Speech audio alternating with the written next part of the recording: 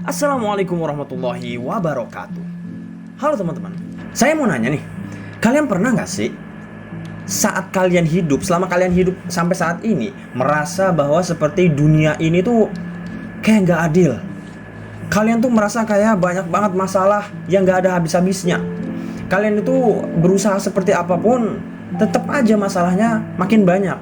Akhirnya kalian jadi stres, jadi depresi, jadi sedih. Akhirnya kalian hilang dengan fokus kalian terhadap apa yang ingin kalian lakukan. Pernah nggak sih kalian seperti itu? Nah, kalau saya pasti pernah, ya. Dan saya yakin juga banyak orang pasti pernah seperti itu, ya. Nah, di video ini saya ingin sedikit mungkin memberikan arahan sedikit kepada kita semua, ya, terkait dengan sebuah buku yang sudah saya baca, sebuah buku yang sudah saya selesaikan. Saya telaah isinya, saya rangkum di dalam video ini, yang mudah-mudahan dengan rangkuman atau review buku ini bisa membantu kita semua untuk meredakan dari rasa stres kita, rasa sedih kita, rasa ketidakadilan hidup ini, ya, dengan beberapa poin yang ingin saya sampaikan dari buku ini.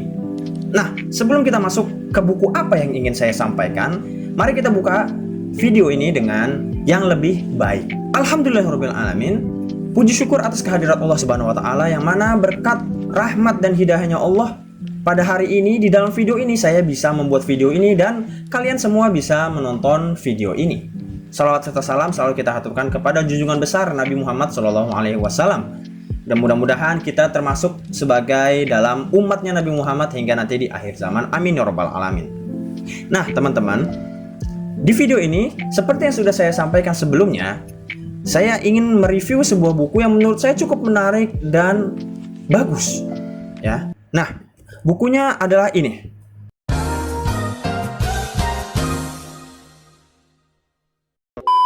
Bukunya adalah ini, Sebuah Seni untuk Bersikap Bodoh Amat. Karya Mark Manson, ya, karyanya Mark Manson. Buku ini cukup booming dulu waktu keluar di Indonesia, banyak yang beli, banyak yang baca. Dan ya banyak yang sudah mereview buku ini. Nah, jadi dari judulnya aja, ya, kalau seandainya kita hanya melihat judulnya, ini mungkin konotasinya agak negatif. Ya, bersikap bodoh amat. Ya, mana kan bodoh amat itu seperti ya hal buruk, ya kan ya. Namun ingat, dari quotes yang sering kita dengarkan, ya, pasti semua orang pasti pernah dengar. Ya, ini quotesnya adalah don't judge the book by its cover. Ya, jangan menilai sebuah buku itu dari covernya. Sebuah seni untuk bersikap bodoh amat ini tidak mengajarkan kita untuk bersikap bodoh amat atau acuh tak acuh. Tapi banyak di dalam buku ini yang memang bodoh amatnya itu bukan dalam konotasi negatif. Nah, seperti apa? Kita cek.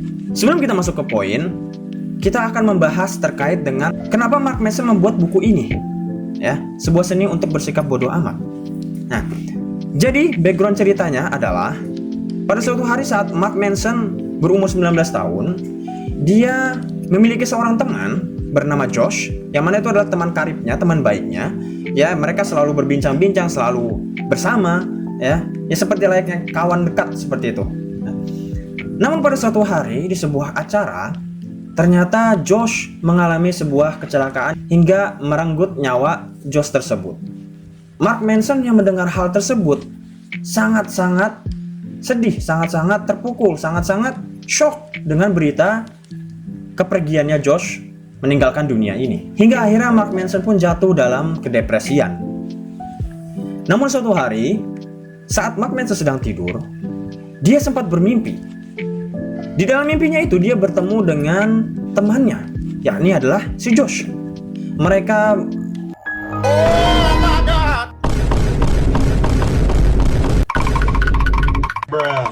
Mereka saling berbicara hingga akhirnya Josh bertanya kepada Mark, "Hai Mark, kamu kenapa sih? Kok kamu ini takut sama kematian? Kamu ini takut atas apa yang terjadi dengan saya? Tetapi kamunya sendiri sekarang menyanyiakan hidup kamu." Itu pertanyaan Josh terhadap Mark. Lalu setelah Mark terbangun dari tidurnya, dia terbangun dalam keadaan menangis. Air matanya keluar dari matanya, ya. Dan akhirnya dia merasa sedikit lega. Entah kenapa setelah itu dia merasa lega. Nah, dari titik ini Mark mulai berpikir bahwa benar juga, ya. Dia sangat takut akan kematian, tetapi di saat yang sama dia malah menyanyiakan waktu yang telah diberikan oleh Allah. Oh my God, bro. Oh hell no, man. What the fuck, man? Akhirnya Mark mulai membuat kesimpulan, ya, bahwa manusia ini ketika dihadapkan dengan sebuah cobaan, ujian, contohnya seperti tadi kematian temannya Mark Manson, si Josh, ya, manusia itu relatif biasanya akan kabur dari rasa takut kematian itu dengan mengurusi masalah-masalah yang tidak penting, dengan mengurusi ujian-ujian atau cobaan-cobaan yang mungkin seharusnya kita nggak perlu mikir bisa lewat. Tetapi karena kita malah jadi dipikirin, malah diurusin banget, akhirnya malah jadi sebuah beban.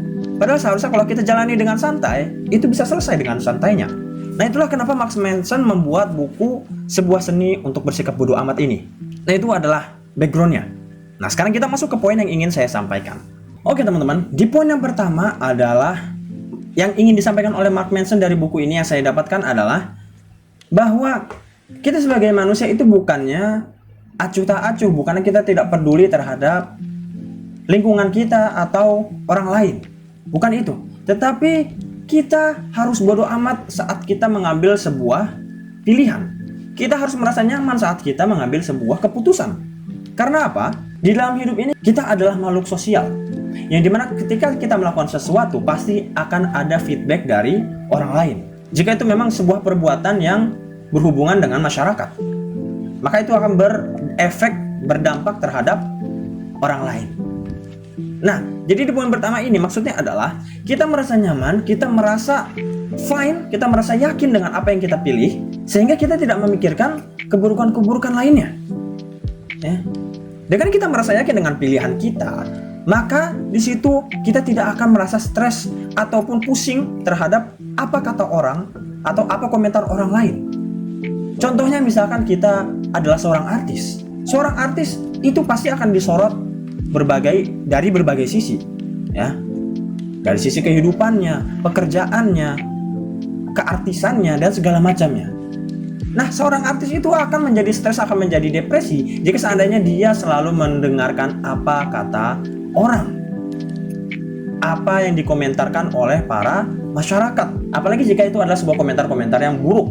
Ingatlah teman-teman bahwa kita hidup ini bukan untuk orang. Kita hidup ini untuk beribadah kepada Allah Subhanahu wa Ta'ala. Kita tidak hidup untuk kenyamanan orang lain. Kita tidak akan pernah bisa membuat semua orang di dunia ini puas terhadap apa yang kita lakukan. Gak bisa. Pasti akan ada orang yang tidak suka dengan kita, dan itu adalah hal wajar. Nah, maka dari itu kalian harus terbiasa. Kalian harus bodoh amat dengan orang-orang yang tidak suka dengan kalian. Kalian harus bodoh amat dengan komentar-komentar buruk yang ingin menjatuhkan kalian. Karena tadi, di dalam hidup ini kita harus mencari nilai atau impian yang mana itu nantinya menjadi sebuah patokan akhir kita dalam menentukan pilihan. Saat kita menentukan pilihan, kita harus yakin dengan pilihan tersebut dan tidak takut untuk menjalaninya, walaupun berbeda dari orang lain, walaupun bahasanya anti mainstream, ya. Mungkin orang lain pilih A tapi kita pilih B karena menurut kita B itu benar. Seperti itu teman-teman. Itulah poin pertama, ya. Merasa nyaman, merasa yakin, merasa pede dan bodoh amat terhadap apa kata orang lain saat kalian menentukan sesuatu. Oke, untuk poin kedua, yakni adalah kalian saat sudah memiliki mimpi, saat sudah memiliki tujuan hidup, kalian harus mencari nilai daripada mimpi tersebut. Kalian harus mencari kenapa sih saya harus mendapatkan impian tersebut. Karena begini, saat kalian bercita-cita ingin menjadi sesuatu, ingatlah bahwa ujian pasti ada.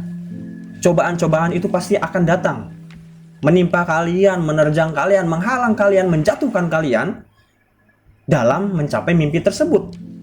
Dan itu sekali lagi adalah hal wajar, dan itu pasti terjadi oleh siapapun. Bahkan Nabi Muhammad pun juga impiannya dalam menyebarkan agama Islam di seluruh dunia itu banyak sekali ujiannya. Jadi tadi kalian harus menentukan sebuah nilai, sebuah alasan kenapa kalian harus menempuh impian tersebut.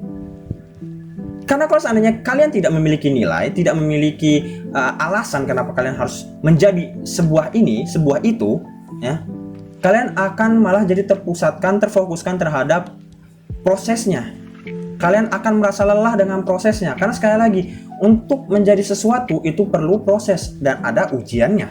Contoh saja, misalkan kita ingin nilai ujian sekolah kita mendapat nilai 100. Ya kan kita nggak bisa tiba-tiba langsung dapat nilai 100, nggak ada seperti itu ceritanya. Kecuali kalau memang tiba-tiba kita diberikan keberuntungan oleh Allah Subhanahu wa taala. Tetapi kalau logikanya, kalau pemikiran manusiawinya itu mustahil. Ya.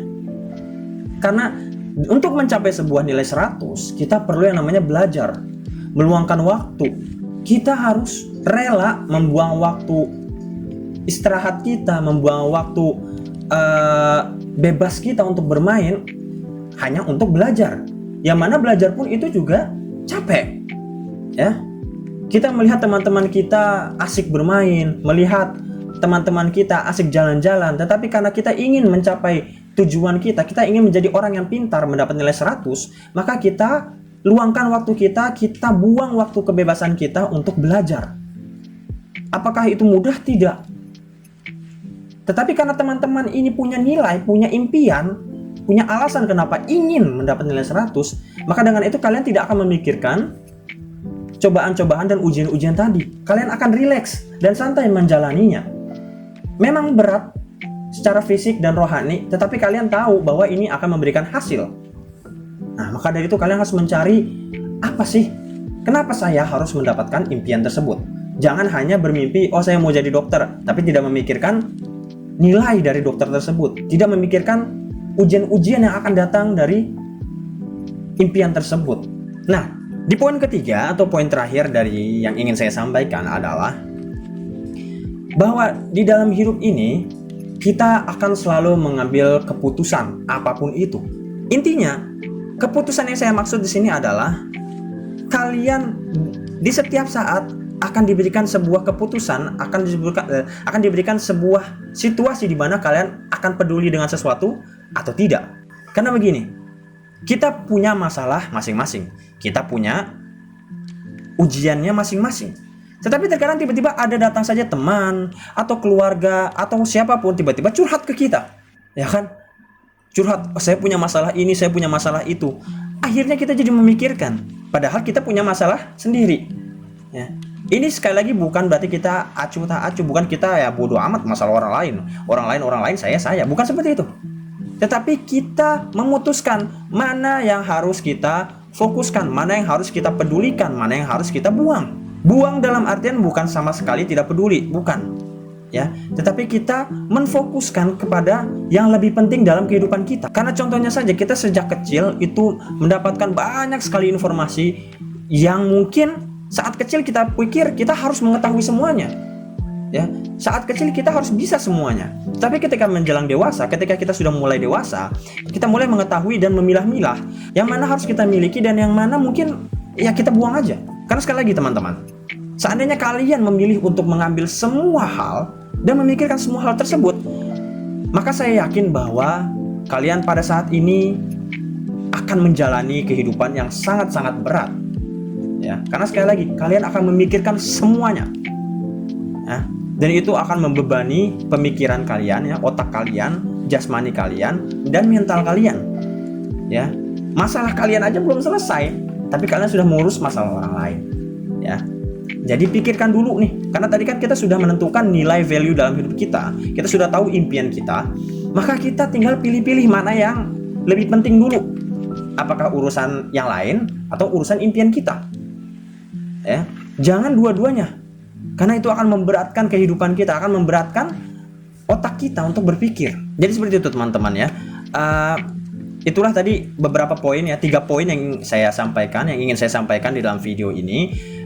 Jadi intinya adalah di dalam buku ini bukan kita bersikap bodoh amat tak peduli dengan orang lain, bukan seperti itu. Tapi adalah kita bodoh amat, kita merasa yakin, kita merasa happy aja, walaupun dapat cemooh dari orang lain, walaupun orang lain menganggap bahwa kita salah segala macam. Selama kita yakin benar dan itu adalah sesuatu hal yang baik, bukan negatif, bukan menzolimi orang lain dan sebagainya, maka jalankanlah. Gak usah mikirin orang lain, bodoh amat orang lain. Jalan aja terus. Ya sampai kita mendapatkan mimpi yang kita inginkan. Kita mendapatkan cita-cita yang kita inginkan sejak dulu. Nah, maka dari itu teman-teman, kalau seandainya kalian selalu memikirkan semua hal, otomatis kalian akan terus non-stop otak itu berpikir untuk mencari solusi.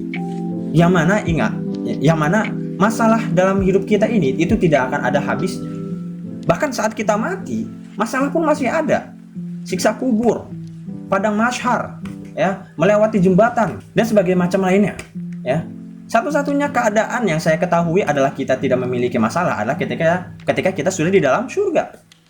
Dan itu masih, ya, kalau dipikirkan ya masih jauh. Ya, kita pikirkan yang di dunia ini aja dulu sambil menyiapkan yang di akhirat. Nah, mungkin ini aja ya dari apa yang ingin saya sampaikan. Kurang lebihnya mohon maaf jika ada salah, dan pasti saya adalah manusia yang bisa salah. Nggak mungkin saya selalu benar. Jadi kalau misalkan ada salah dalam video ini, silahkan dikasih tahu ya. Kita saling berkomunikasi dengan baik supaya kita semua saling benar, saling baik. Nah, mungkin itu aja ya. Terima kasih atas waktunya, terima kasih atas perhatiannya. Mudah-mudahan kita semua sekali lagi selalu dalam limpahan rahmat Allah dan selalu dalam lindungan serta kasih sayang Allah Subhanahu wa taala. Amin ya rabbal alamin. Sekali lagi terima kasih banyak, dan saya tutup video ini dengan mengucapkan Assalamualaikum warahmatullahi wabarakatuh.